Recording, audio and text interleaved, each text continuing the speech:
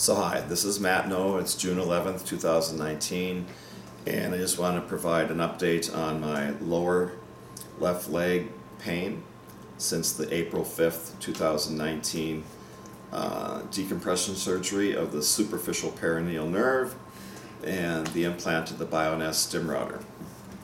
So back in 2018, I believe it was May 18th, Dr. Wilson did a very successful decompression of the common peroneal nerve, and after this surgery was done, I had pretty much all the pain in my from my knee, just below the knee, down to about here. That was gone, and that was a big relief. And then I had, on that same date, superficial peroneal nerve decompression, which was not as successful. In fact, I don't even know if it had any success.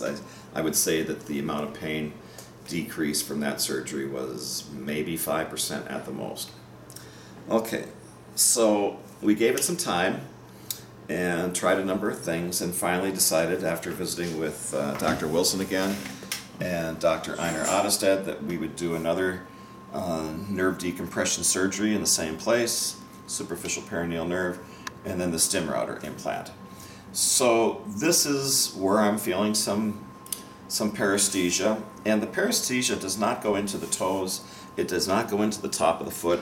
In fact, it doesn't even go into the high ankle or high ankle. The parasthesia usually is just limited to this small area right here, but the pain relief is felt down through here, and I would say 75 to 80% of the pain in my high ankle down to the top of my foot is gone. The numbness in the top of the foot and the toes and all the way up and through here is still the same as it was prior to the surgery, decompression surgery, and Bioness Stimrouter implant. So I wear this patch for 4 hours, and then I replace it with another patch for 4 hours, and I'm just constantly switching back and forth. At night I don't use the Stimrouter, and that doesn't seem to be a problem. One of the main problems with the Stimrouter that I've noticed is that whenever this gets into the sun on a warm day, or this will more or less shut down. So I'm trying to keep this in a cool place so that it doesn't shut down.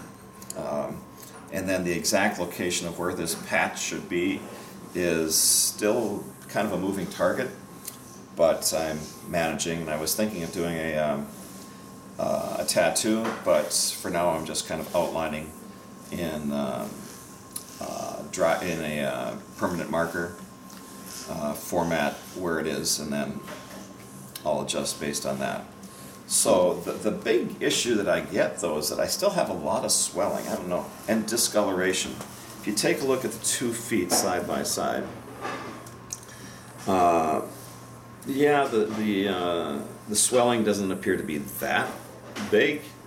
For my foot, though, I usually wear size 10, but lately I've been wearing a lot of size 10.5 or 11, just because this foot is bigger. It's not comfortable in a size 10 anymore. The other thing that you'll notice is that there's a lot of discoloration or freckling on the top of this foot, and here it's kind of a pasty white. So, and I don't know if you can tell the puffiness, looking in those sorts of perspectives, but there is. I really have trouble discerning where my ankle is here, whereas on this side it seems to me to be pretty clear. So that's kind of an update with this. This is very annoying and can be very painful if I don't have the Stimrouter on.